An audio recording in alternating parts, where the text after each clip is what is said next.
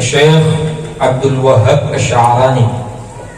Syekh Abdul Wahab Asy'arani, bukan Abdul Wahab Dimyati, bukan. Di situ diterangkan ada sebuah hadis baginda Nabi Muhammad sallallahu alaihi wasallam. Ini kitab namanya Wasiyatul Mustafa. Kitab Wasiyatul Mustafa. Wasiatnya Al-Mustafa. Mustafa itu namanya Nabi Muhammad sallallahu alaihi wasallam. Mustafa itu artinya terpilih. Mustafa artinya apa? Terpilih. Kalau namanya anak namanya apa? Mustafa. Insyaallah kepilih terus. Amin. Pilih jadi yang baik-baik. Nah, Mustafa. Promosi nama sendiri. Kata Al-Imam Al-Qutub Syekh Abdul Wahab Asy'arani, beliau mengutip sebuah hadis Nabi pernah berwasiat kepada Sayyidina Ali. Kepada siapa? Sayyidina Ali karamallahu. Apa kata Sayyidina Rasulullah kepada Sayyidina Ali? Ini sebelum-sebelumnya, ini wasiatul Mustafa ini sampai beberapa puluh hadis. Ini di bagian bab sedekah saja saya ambil. Sebelumnya Nabi pernah didatangi oleh Sayyidina Ali dan Nabi sallallahu alaihi wasallam. Beliau cuma berdua doang. Nggak ada yang kepo, nggak ada yang lain. Sahabat yang lain nggak ada. Lalu beliau berkata kepada Ali,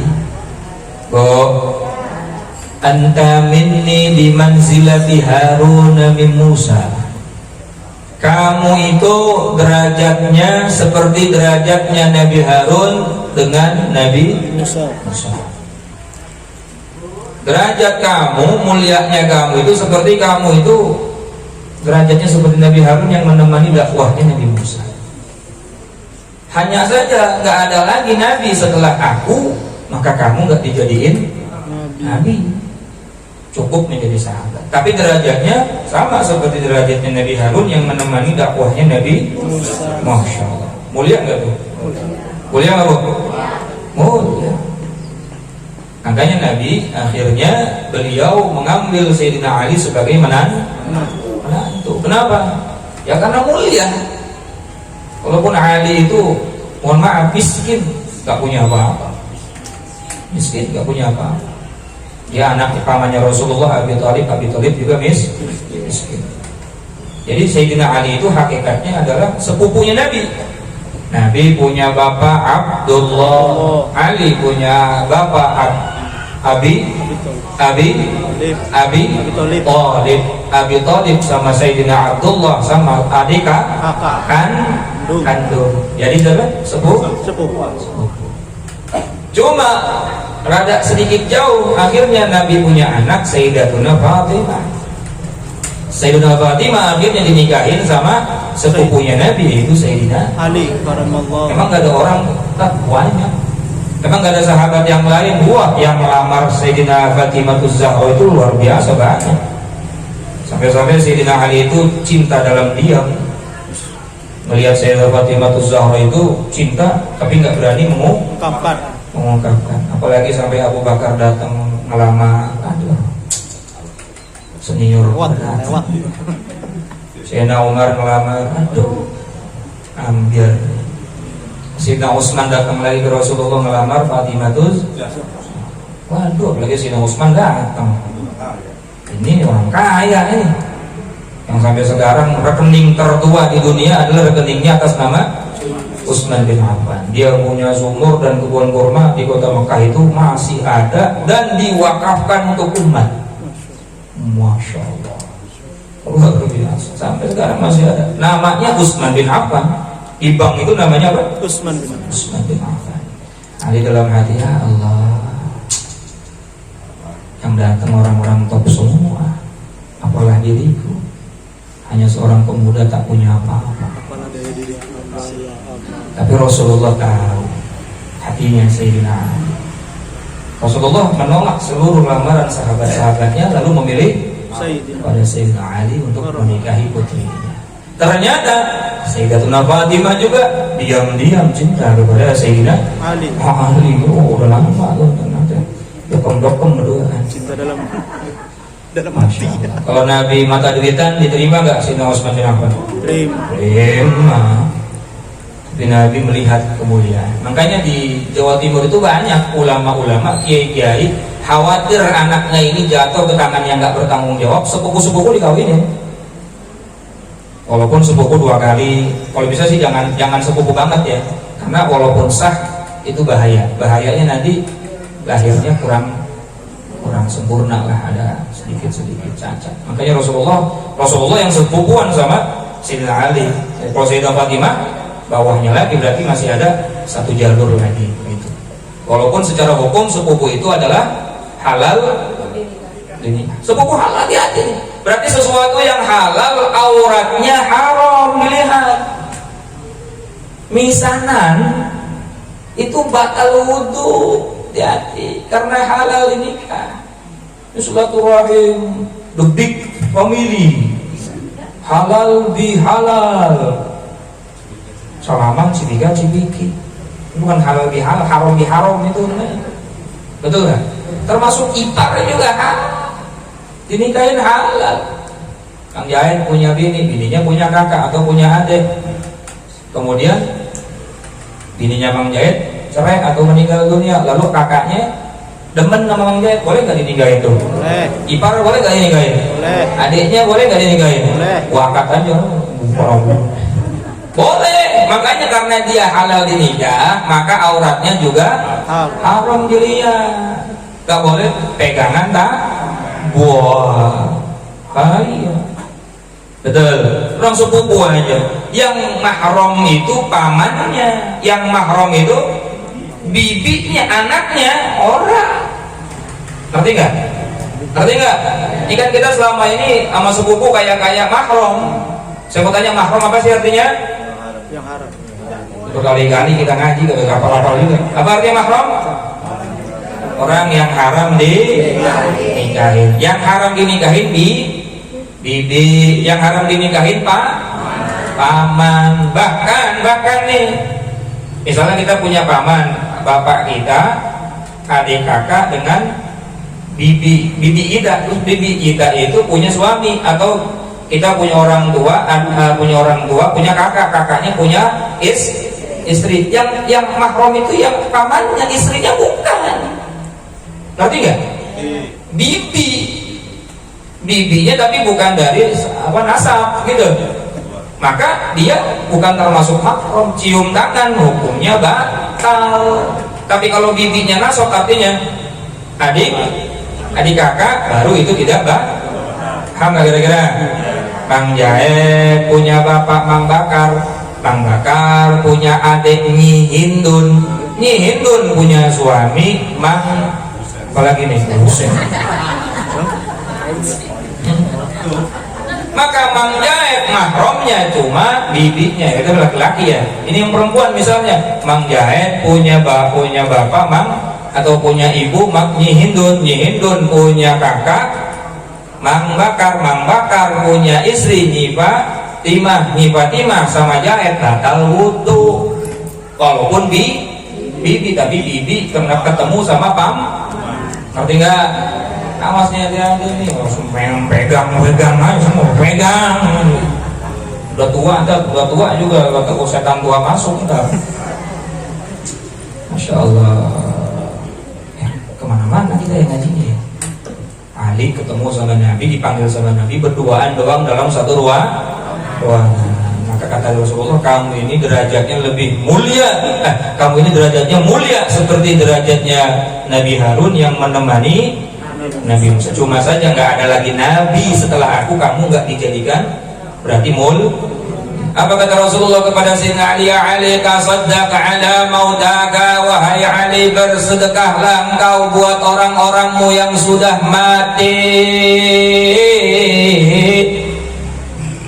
Jadi sedekah buat orang mati diperintahin nama Nabi. Nabi ngomong langsung sama Sayyidina Ali dalam kitab Al-Minahus Saniyah ala Wasiyatil Madkuliyah yang disusun oleh Al-Imam Abdul Wahab Asy'arani, bab sedekah. Jadi kalau ada yang bilang sedekah buat orang mati kagak sampai, bodoh amat. Gua mau dengerin imam ulama yang bener daripada ngedengerin congor lu. Betul nggak? Dan di dalam kitab Riyadhus Shalihin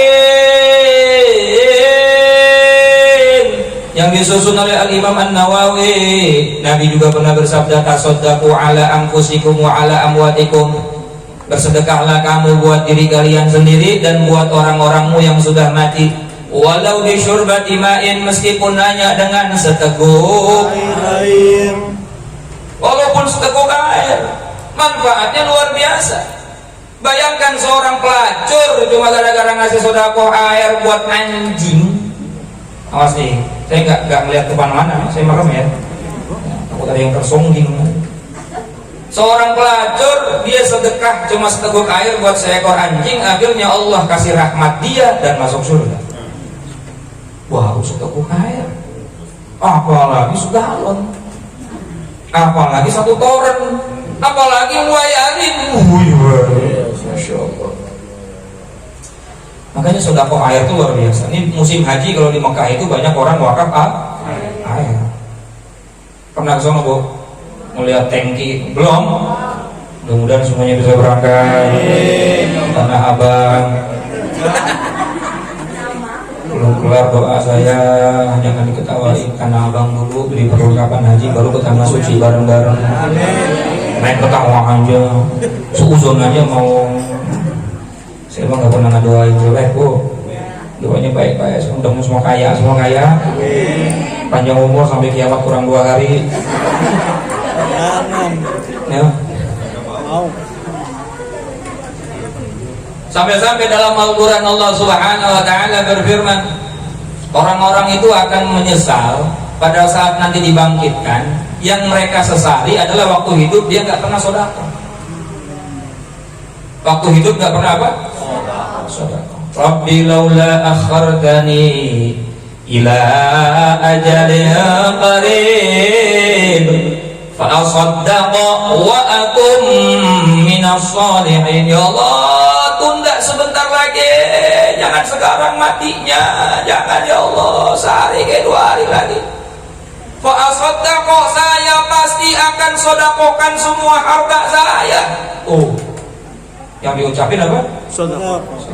Karena manfaat sodakoh luar biasa. Bukan saya akan sholat, ya memang sholat penting, tapi yang diucapkan dalam Al-Quran itu fa'asodakoh.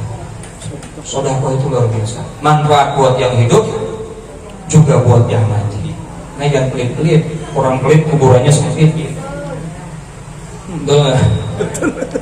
Al-bakhil ba'idun minallah, ba'idun minal jannah, ba'idun minan nas, qaribun minan nar. Kita pernah belajar ta'lim, orang pelit jauh dari rahmat Allah, jauh dari surga, jauh dari manusia. Mana ada orang mau temenan sama orang pelit? Enggak ada. Betul nggak? Yang ada rokok kita habis. Ya Allah, ayo ngurangin rokok. Ngurangin rokok teman. Alhamdulillah sekarang saya udah nggak ngerokok, udah ngurangin rokok kan, ngurangin rokok Ustaz. Habis terus. Ba'idun minan nas, qaribun minan nar. Pertama neraka. Kalau seteguk air aja manfaat luar biasa, apalagi yang banyak. Betul nggak? Artinya ini Rasul lagi nyeritain sesuatu yang paling minimal saja manfaatnya luar biasa, apalagi maksimal. Makanya banyak orang akhirnya wakaf atas nama orang tua. Itu anak pasti berkah tuh. Betul nggak? Beli ini atas nama orang tua, kurban hadiah atas nama orang tua. Katanya kok gak ada, udah gak usah dibahas. Capek kita ngomongin dalil, capek. Kalau dibahas akhirnya kita buka kitab, suruh baca kitab, gak tahu. Kita punya kotak, Gatut Kaca, harokatnya. Gatut Kaca. Masya Allah. Fa'ilam takdiru, kalau memang tidak sanggup, tidak mampu dia bersedekah dengan seteguk air karena saking kisminnya, sampai seteguk air pun babi qiraatil Quran, maka sedekahkanlah dengan bacaan Quran. Inilah kenapa di Indonesia ada tradisi yasinan, tradisi tahlilan, tradisi haul, karena dalilnya nih dalam kitab Riyadhus Shalihin. Kalau nggak mampu dengan sedekah harta, maka sedekahkan dengan qiraatil Qur'an. Yasin Quran bukan, Al-Ikhlas Quran bukan, Lillahi ma fis sama Quran bukan, Falaq bin Nas Quran bukan, belum lagi zikir-zikir yang lain, sholawat dan lain sebagainya. Masya Allah. Ini bukan cuma Quran yang disedekahin, duitnya juga. Orang diundang, betul, baca Quran bareng-bareng, betul nggak? Kemudian pulangnya bawa brek diangkat. Itu bahasa Indonesia, berkat brek diangkat.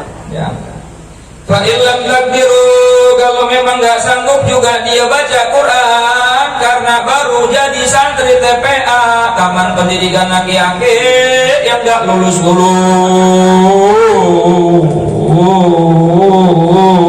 Ya Allah. Insya Allah nggak lulus bangga. Bangga. Masya Allah. Malam Selasa, malam Rebo, ya Allah, gurunya kesian nungguin santrinya aku. Ya. Semending. Allah, Akbar, saya mau tutup kesian. Saya mau terusin gurunya kesian juga. Udah yang ada adalah yang mau aja. Manfaat buat masing-masing. Babi qiraatil Quran, dia nggak sanggup buat baca Quran, jangan khawatir, jangan pesimis. Saya masih kasih ente kesempatan tuh, yang pengen sedekah buat orang tua, duit kagak punya, baca Quran beletak-beletok, minimal babi doa maghfirah, dengan membaca doa ampunan. Jadi anak gitu tuh, sedekah, hadiahin Quran, bacain doa. Kalau ada anak sodako enggak baca Quran, enggak doain juga, enggak. Lihatin hidupnya, enggak ada yang berkah, belangsak. Ini udah sunnatullah. Udah apa? Sunnatullah. Dalam sebuah keterangan itu, wa bi'alamatil faqri, dan diantara ciri-ciri kefakiran, bukan kekafiran ya, kefakiran. Fakir itu artinya apa? Kismin, susah, walaupun duitnya banyak tapi kismin aja, artinya nggak pernah merasa cukup. Adalah tarkud du'a liwalidayni, ketika seorang anak sudah berani ninggalin doa buat orang tuanya. Silakan. Orang tua saya dulu waktu hidupnya nggak pernah bikin saya senang, nggak pernah bikin saya bahagia. Orangnya ngamuk mulu, orangnya galak. Saya kalau minta duit aja bukan dikasih duit, dikasih hukum. Walaupun orang tua kita nggak pernah ngasih kita manfaat apapun. Coba lihat Al-Quran ayatnya. Wa qadha rabbuka alla ta'budu illa iyyah wa bil walidaini ihsana. Ada islaha, ada ihsana. Dan untuk kedua orang tua kita, kepada kedua orang tua kita dituntut ihsana. Apa itu ihsana? Berbuat baik tanpa harus menunggu orang itu baik, itu namanya ihsan. Al jazaul ihsan illa al ihsan. Kalau ada orang baik sama kita, ngirim kita jeruk sekilo, lalu saya kirim dia jeruk sekilo, itu baik, biasa aja, itu mah gak ada apa-apanya, biasa. Kalau kita nggak balas kebaikan, namanya kita jahat. Tapi orang baik di hadapan Allah, di mata Allah, dalam penilaian Allah, ketika ada orang buruk kepada kita, lalu kita balas dia dengan kebaikan, itulah orang baik, namanya ihsan. Allah itu sifatnya ihsan. Orang maksiat tetap dapat nikmat, ihsan enggak?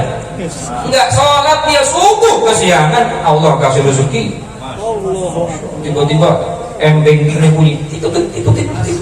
Padahal baru bangun enggak sholat subuh. Itu namanya Allah, sifatnya apa? Ihsan. Coba ikutin dong kalau pengen dapat rahmatnya Allah. Saya kadang-kadang suka geli, maksudnya geli itu lucu begitu, bukan geli, bukan lucu. Kalau ada orang ngomong begini, kalau lu baik sama aku baik, iya, lu jahat berarti. Betul nggak? Nunggu baik kalau orang lain baik. Jangan. Kebaikan kita tebar di mana saja, kepada siapa saja, terserah orang yang kita buat baik itu mau balas baik atau tidak. Itu orang ihsan. Kalau orang ihsan, hidupnya bahagia. Nah, orang tua juga gitu, disuruhnya kita kepada orang tua kita ihsan. Jangan pikir orang tua kita nggak pernah nyekolahin kita, nggak pernah ini dan itu dan lain sebagainya. Orang tua tetap orang Tua. maka muliakan. Hidupnya muliakan, kalau nggak ada doain, sedekahin, bacain Quran.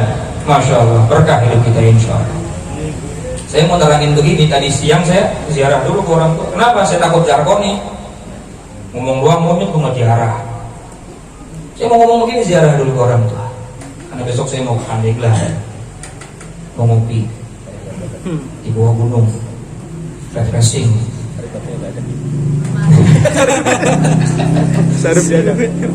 Kalau bisa sebelum kita pergi kemana-mana, ziarahin orang tua.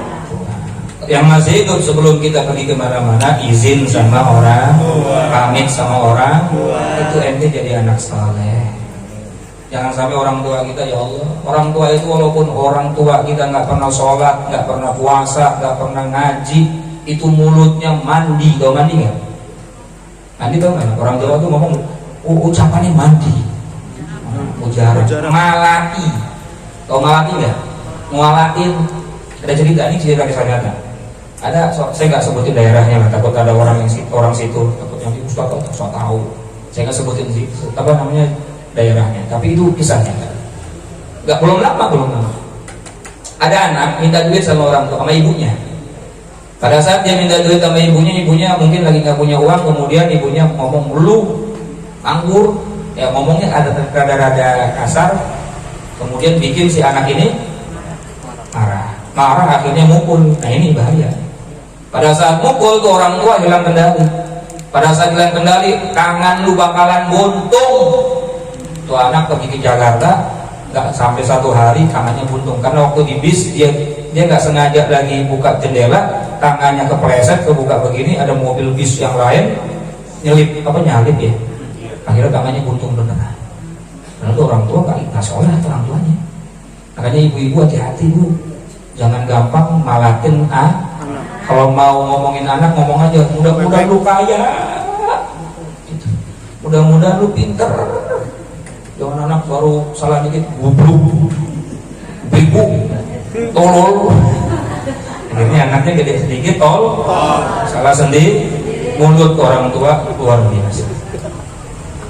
Nah, kalau 3 ini sudah kita bisa laksanakan, insya Allah waladun saleh, jadi anak apa? Saleh.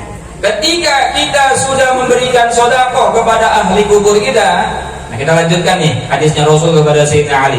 Fa inna Allah Ta'ala qad wakkala al-malaikatu yahmiluna sadaqatil ahya'u ilaihim, karena sesungguhnya Allah Subhanahu wa Ta'ala mewakilkan sedekah orang-orang yang hidup yang diberikan kepada orang yang mati kepada para malaikat. Di bawah itu yang namanya sedekah langsung sampai kepada yang dihadiahkan.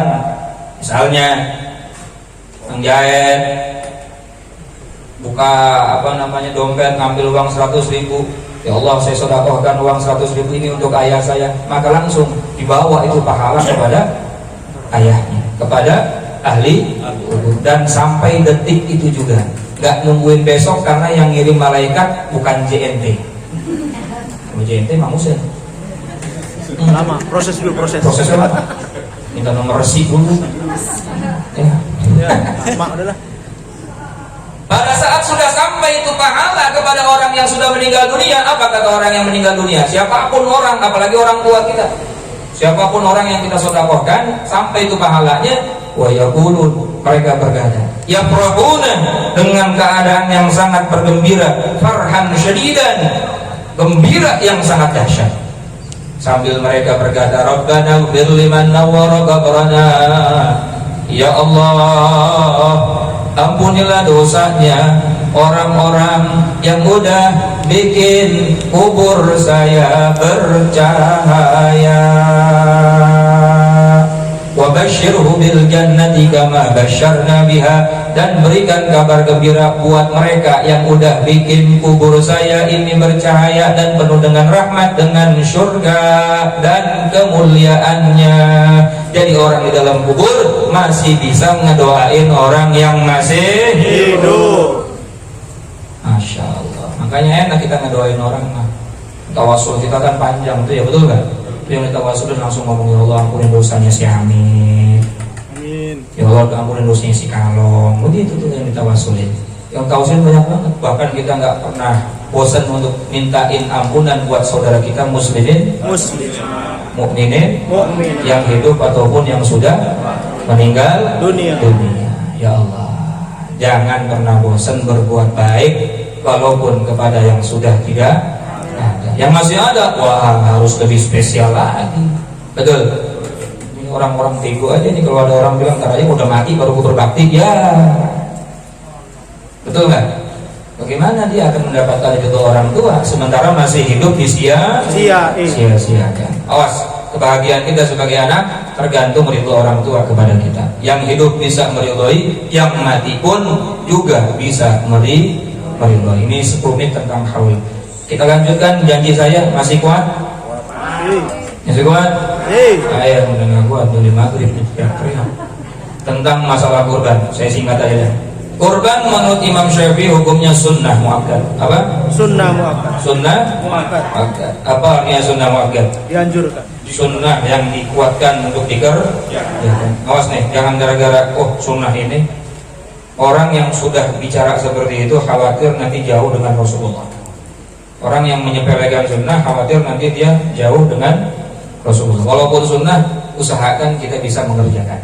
Apalagi Nabi sampai bersabda, man wajada sa'adan walam yudha'i fala yaqrabanna musallana. Siapa orang yang sudah diberikan keluasan rezeki lalu nggak mau kurban, maka jangan dekat-dekat musolah kami, kata Nabi. Artinya itu sindiran halus. Kalau udah punya duit nggak mau kurban, berarti Nabi udah kagak mau ngakuin dia sebagai umatnya. Apalagi nyepelein sunnah ini.